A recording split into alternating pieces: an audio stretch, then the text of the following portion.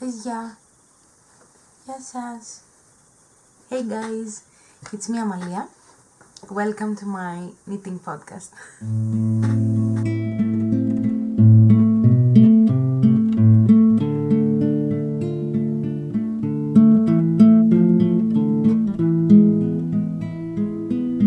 Are my glasses shining?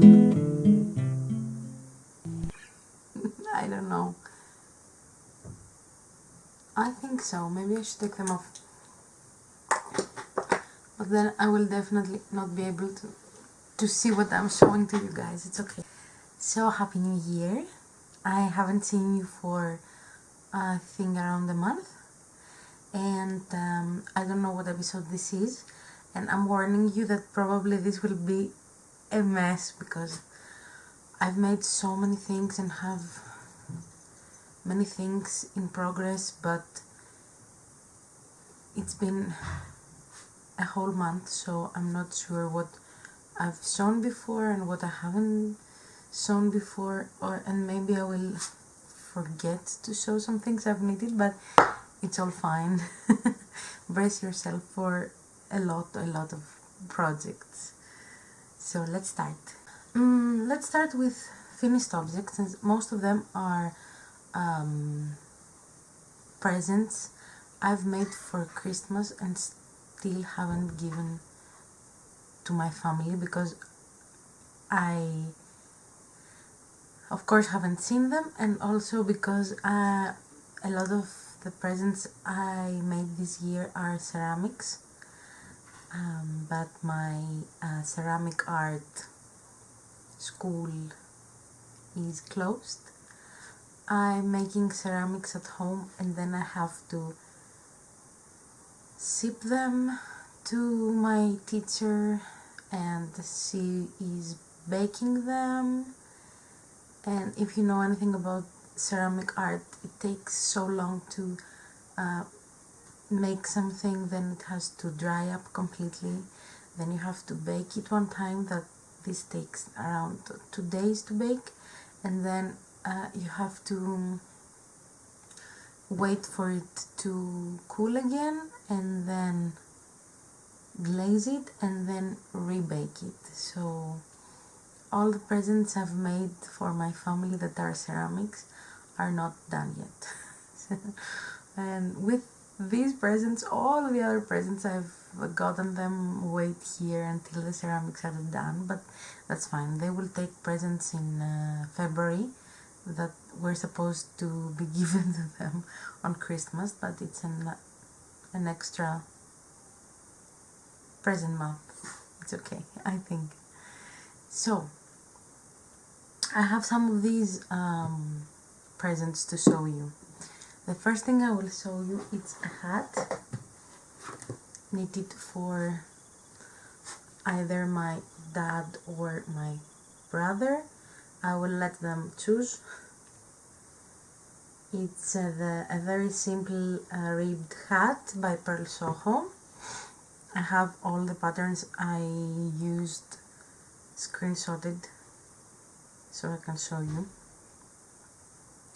This is the classic ribbed hat by Pearl Soho, and this yarn is so nice.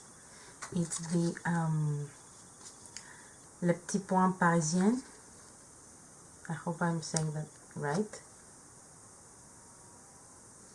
And it's a 100% merino worsted. What color is it? Doesn't say. Color Paris. That's very fitting because I went with both my brother and my father in Paris, so both of them could wear this. I made the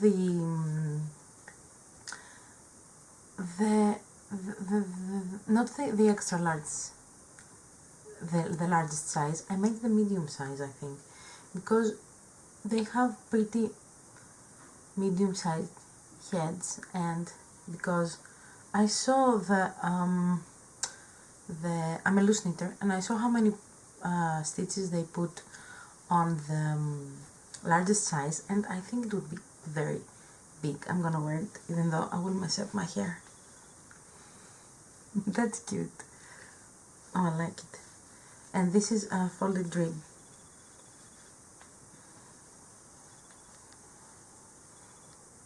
Of course, this is a super fast knit, and you can just whip it up in 2 days.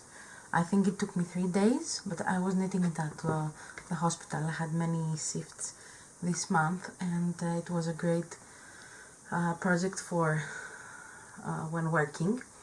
I especially love the decreases in the crown, that they create a spiral. I don't know how well you can see that because it's a dark color, but I think it's a great way to do a hat.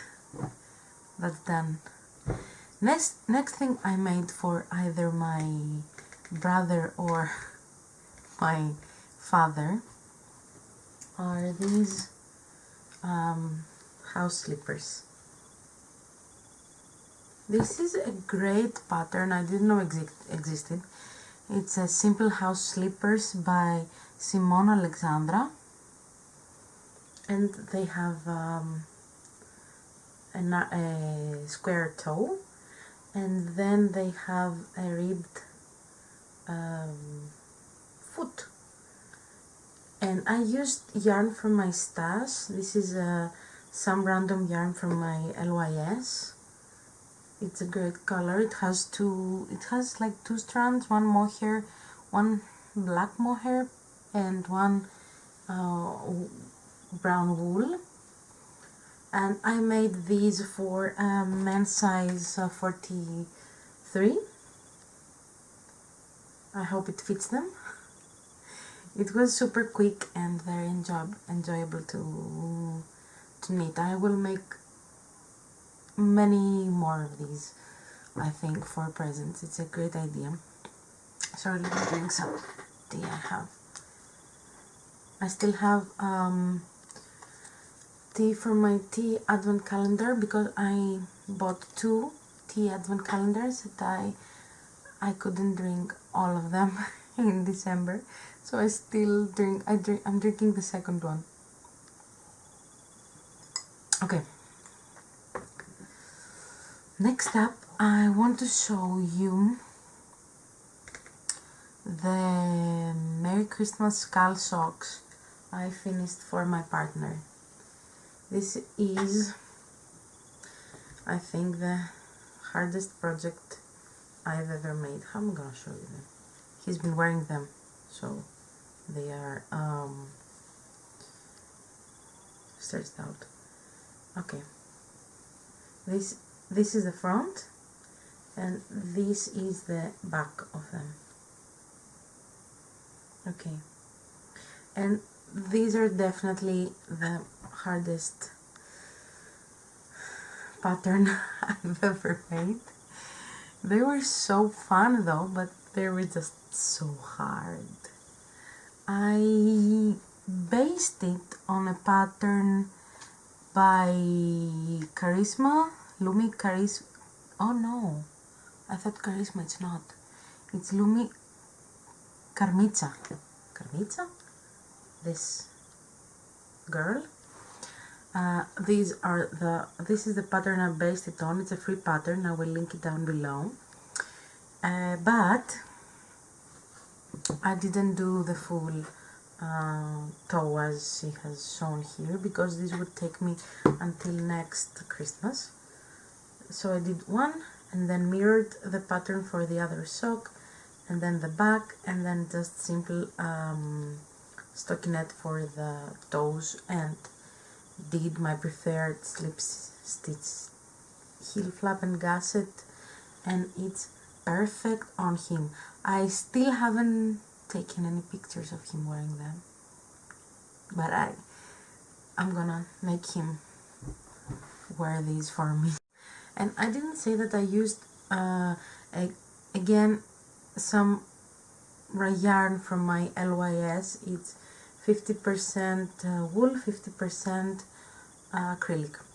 I'm sure I'm squinting on this video like this all the time, because I'm trying to see the mirror I have at the back of the camera, but I can't see anything.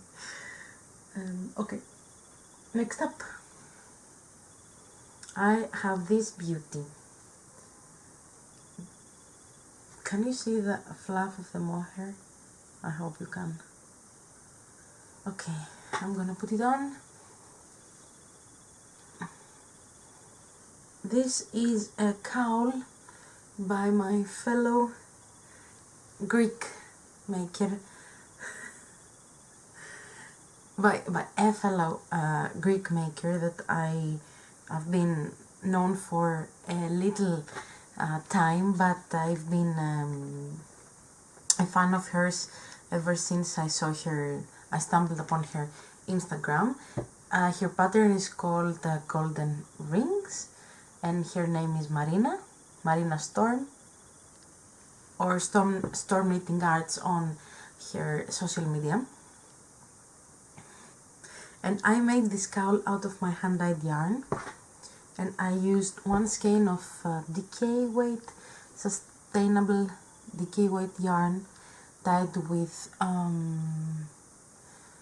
pomegranates, and mohair dyed with pomegranates.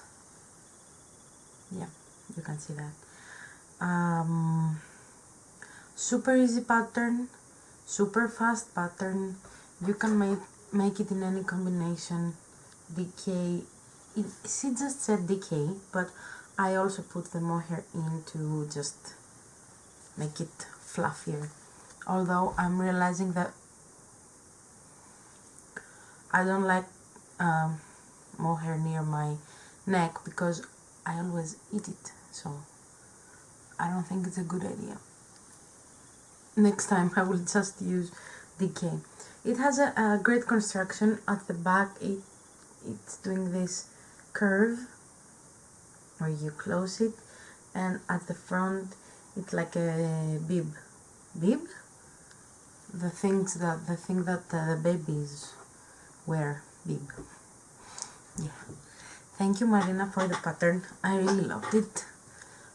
I'm pretty sure it's the first pattern she published.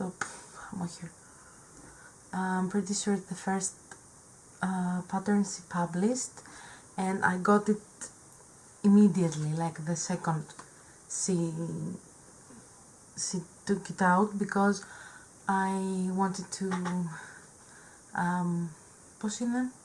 how's the real word in English? I wanted to support. I wanted to support her. That's what I want to say. Okay. Now I have the most special thing I finished, and I started this shawl during the first quarantine, and it's now done. I'm so excited. It's the MOHAIRINO Medley by Stephen West. It's the first shawl I'm making from Stephen West, and I don't know how long it will take me to make a new one. And I'm pretty sure I won't be able to show it all. It's really big in one shot, but I will try. This is one edge, and then it goes on and on and on, and this is the last edge, and it has pretty great I-cord edge that I haven't used before, and I think I'm gonna use on every shawl I'm making, because I think it helps keeping the structure of the shawl. Like when I blocked this, the I-cord edge made it stay, whereas when I blocked my Andrea Murray's Find Your Fade shawl that didn't have this edge, the shawl became extremely huge, like extremely huge. I'm wearing it, it's fine, but I would prefer it being more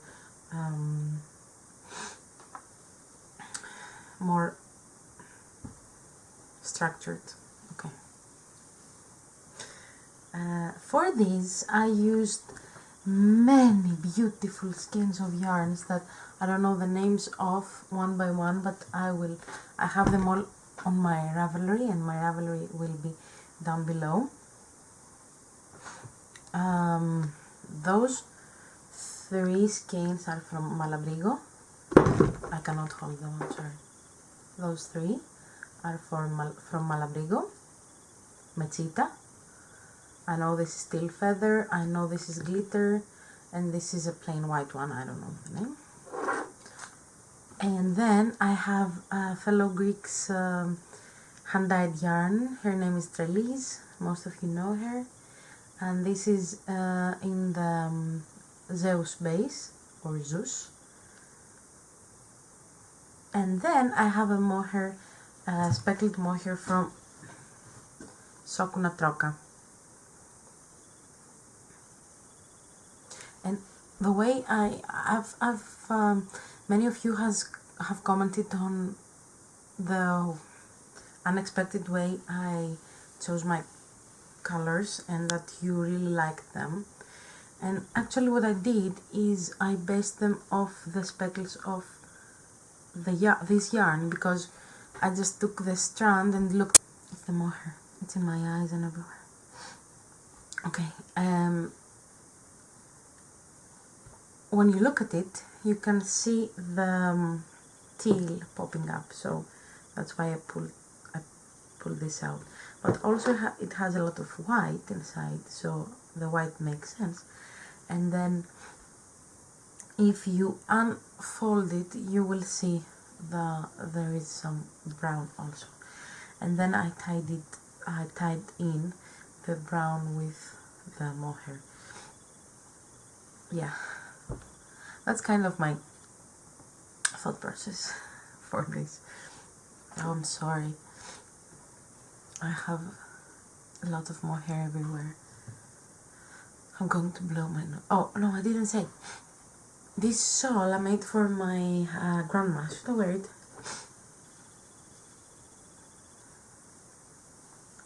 You can either wear it like a scarf or a shawl. I hope she loves it. I'm sure she will. Oh, it's nice. I want to keep it on. Next up, I have my epic fail. I don't know if I've ever shown an epic fail on my channel, or if this is my first epic fail ever, but I have an epic fail. I started making a shawl for my mother for Christmas. The name of the shawl is OVERCAST. Let me see the designer, because I don't remember. She's a gorgeous woman, but I don't remember her name. Sylvia McFadden or McFadden. This. And this is the shawl I'm trying to make. I tried to make. I had a bunch of drops Eskimo, or they changed the name to Snow, but it's Eskimo yarn, and I have big needles. The pattern uses 9mm needles, so I thought she loved this pattern, let's just whip it up so quickly. But I didn't read the pattern charts correctly, so I effed up. On the back of on the wrong side of the shawl, you have to purl all the row, but her chart had plain white triangles, not triangles at the knitting chart, not triangles with a dot on the center. Usually when you have to purl, there is a dot in the center of the rectangle, not triangle, sorry. At the chart there are the rectangles, and in the center there is a black dot every time you have to purl, but hers was the opposite. So every time in the wrong side of the pattern, every time you had to purl, it would be a plain white rectangle, and every time you had to knit, it would be a dot, and I didn't read that. I just took it for granted, and so I made the whole shawl, like I finished the shawl, doing it wrong. And then of course it wasn't the shawl on the picture. That's normal. It's a normal outcome. I don't even know what side is the right one. Let's just say this is the... oh no, like this. Let's just say that this is the right side. Okay, this is my fail. It's a pretty shawl, but it's just not what the pattern showed.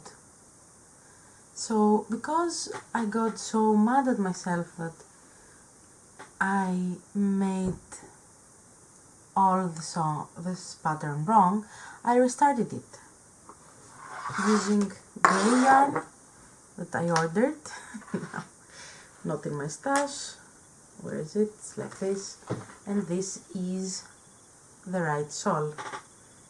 It's almost done. You can see that this is the pattern. It's correct. It's gorgeous.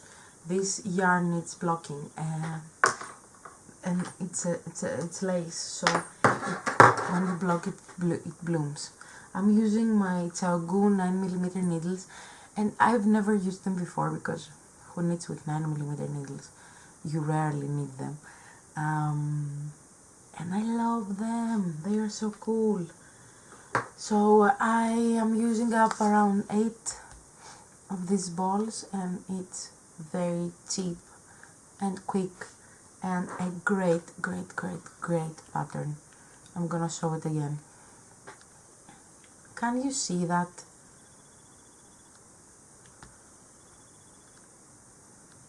Is it blowing up? I have no idea. Oh no, you can. Look at this. This is so pretty. I'm excited.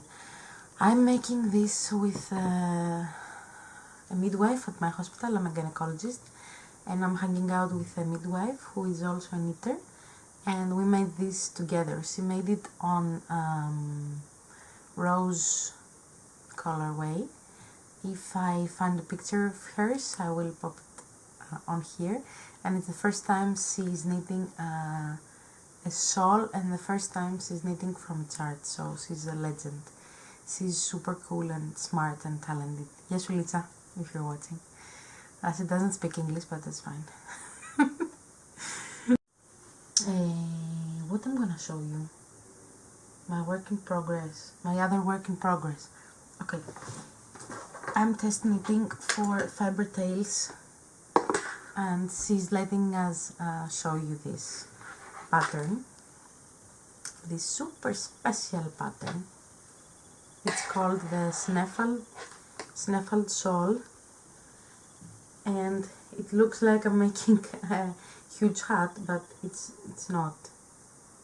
It's a shawl, but it's sticked. So this is the sticked, the place where we're gonna stick it, and this is the shawl, and then it's gonna open up and be a huge shawl. And I'm using my own hand-dyed sustainable yarns on, where are they? There is one ball, there are 2 balls. Okay. I'm keeping the project inside this gorgeous bag I got from a Greek maker. Her name is Pool Stories, and I really love her stuff. I got something else of hers. I'm gonna show it to you then next. So I'm using undyed 100% alpaca base, then this grey that I've naturally dyed with acorns that this midwife collected for me from a nearby forest. Then a speckled neutral yarn with dark blue speckles, and a dark blue as my contrast yarn. I really like all these colors together. The shawl is almost done and I can't wait to stick it. I hope it's not a fail and next time I'm like, I have an epic fail. Stick to shawl. No, I think it's gonna go fine. Okay, so this is it. I am now making bubbles here, and they are little bubbles. They are so cute. I love it. I can't wait for it to get finished and to show it to her. I love her podcast, of course. I don't know if I have made anything else. I've definitely made some newborn socks that I've given them to the newborn baby. But I really want to show something that the Caddy Jack's Knit podcast made me do, and it's this perfume.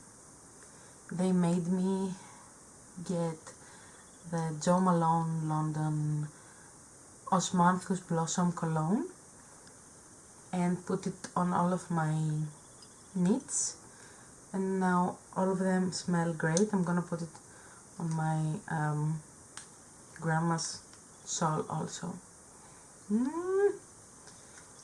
It's the first time I'm getting a cologne without smelling it. Just because they said it smells great, I got it. Okay.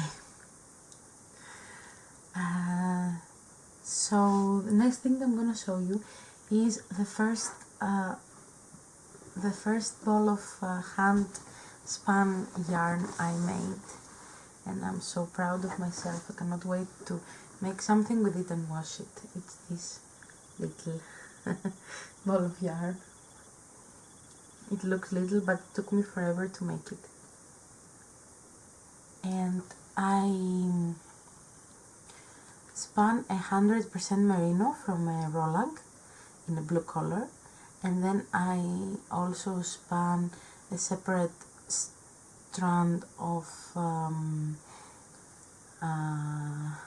another sheep that I don't remember the name. What is the name? I'm gonna find it and put the name here on the screen. This sheep, and a strand of this sheep separately, and then I two-plied it together, and this is the result. I also have another one of these, and then I'm thinking of making a two-ply just with the blue and a two-ply with orange and blue, because this blue has orange speckles inside. Maybe you can see some of them here. And then I can make something with it. It feels rough, but I'm sure it won't be after washing and blocking, because it shouldn't be. The sheep I used when I touched the fibers, it was super soft and I really liked it, so I'm sure it won't be itchy or anything. The other thing I want to talk about, and I don't know how many of you are interested, but since August I downloaded an app called Audible, and you can listen to books being read to you by narrators. I have heard about Audible, but I knew it wasn't free, and I didn't know if I wanted to pay just for someone to read me books. I'm saying just, but it's not just, for sure. It's a great job they're doing. I thought, no, you have to read them, you have to just buy the book and read the book by yourself. But I was stupid for saying that, because getting a subscription to Audible helped me so much getting back on reading while knitting. Because I don't know about you, I used to love reading books, and then when I started knitting, I wouldn't read books anymore, because all the free time I have off the hospital, I'm usually just knitting. So I'm using my hands to knit. I cannot also read. So, and every time I read, it's for medicine. So that's another thing. I downloaded Audible on my week off in August, and since then I've read 10 books which I loved, and the genre of books I decided to start with is mysteries based on true stories or mysteries that could be true. They have murders and they have a lot of suspense, which I love, and a great narrator. The first like trilogy, or is it more? Yeah, the first trilogy I read was by Dervla McTiernan, and that's how I stumbled upon the narrator, which her name, I have to find it.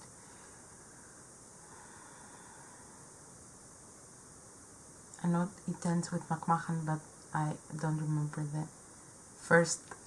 Iofi McMahon is the narrator. So I read this trilogy of great books about a woman who is in the police department, and I loved them all. I'm not gonna say what's happening, but they kept me on my feet. And then I got so used to the voice of the narrator that I just kept looking what books she had read and just keep reading the same kind of thriller mystery books but with her voice. And now I've read 10 books with her voice, and I just cannot change the narrator.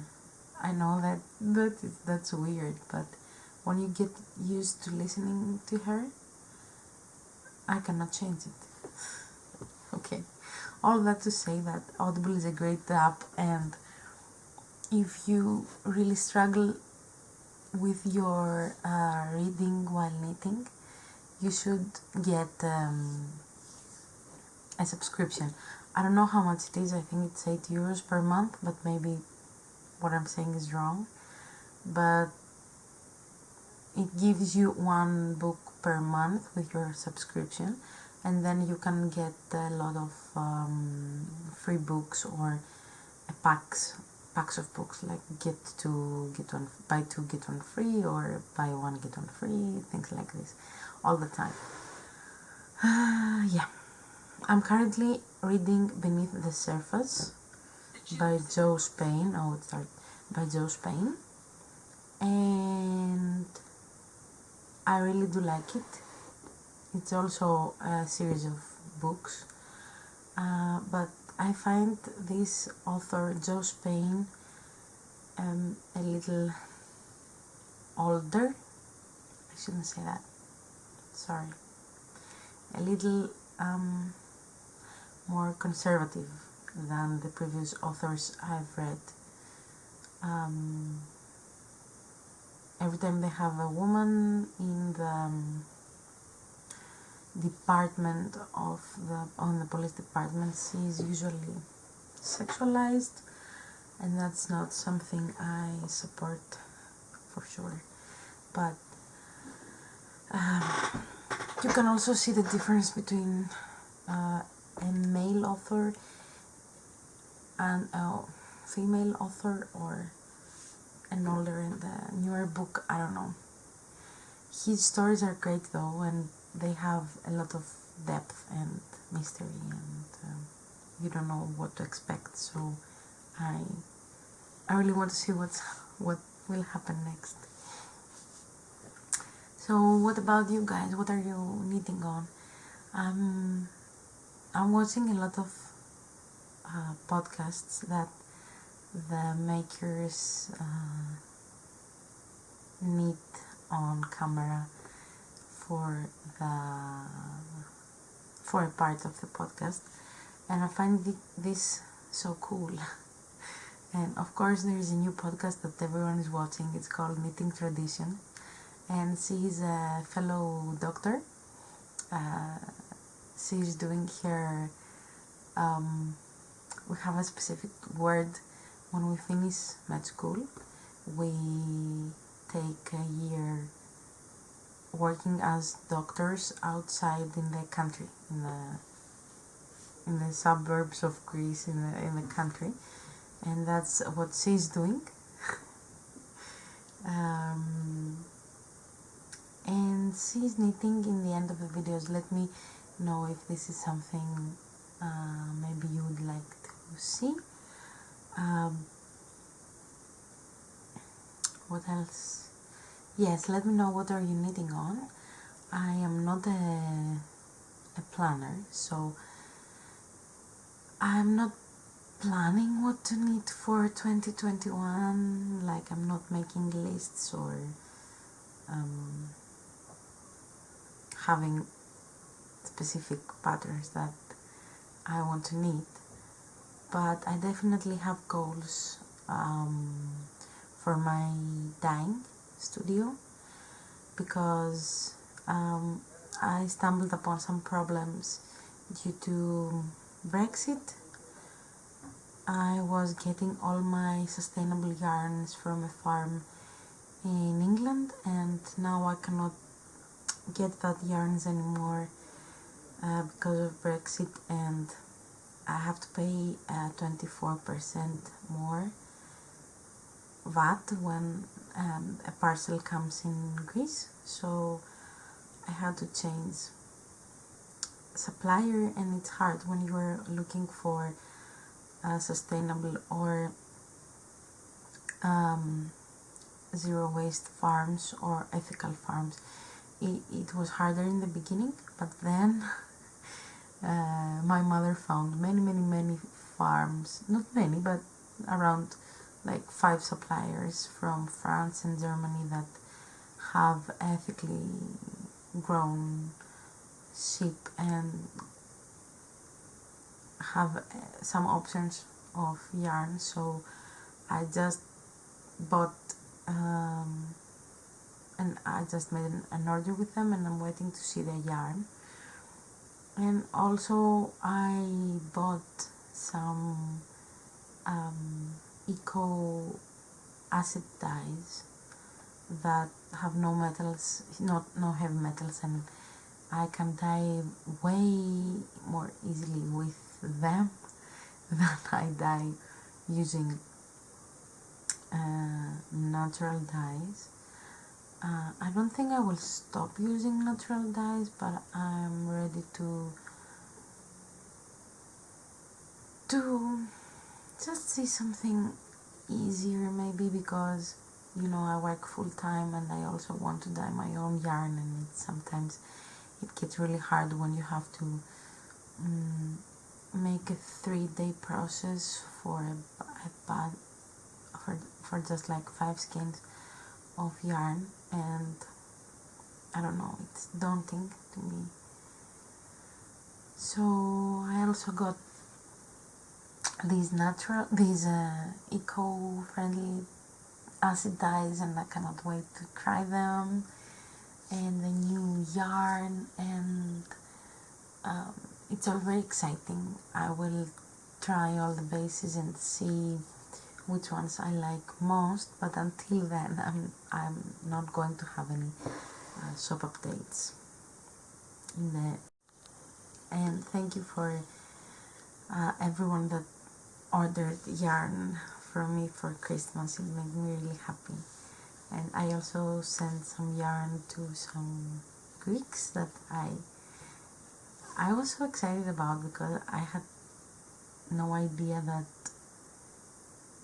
any other Greek people were watching this. So it's super cool to see that some other makers from my area got to receive my yarn. Yeah, So I really want to know what are you making, and this will probably help me also plan on my next project. I definitely want to make the Ingalls sweater. I'm saying this for the last year, but I've never got around it because it's a DK weight yarn, and you know when you want to knit a DK weight sweater, it costs a lot more than fingering weight. But now that I have my own yarn, I can definitely afford making it. So that's one thing I really want to make, the Ingalls, and maybe a sweater for my partner. It would be a great idea to knit something for him at last. Not for him, I'm knitting all the time, but a sweater for him, at last. If I make a sweater for him, I'm gonna make something simple that I know he will wear and not super hot. Maybe a cotton merino base would be great for a man living in Greece. Not 100% merino. That's it for today. I'm not gonna stay in it with you today, but if you'd like to see anything like this, let me know in the comments below. I would love to share maybe some stories from my job with you without saying too much about the hospital or freaking anyone out. And I don't know, maybe some crafts you want to see me do. I am planning on making some project bags again for my aunt and my mother, because I'm looking at all those beautiful project bags and I know I can make them, but I never put the effort on making them. I made them some great Christmas pouches that smell like lavender on my machine, and I really love them. Yeah.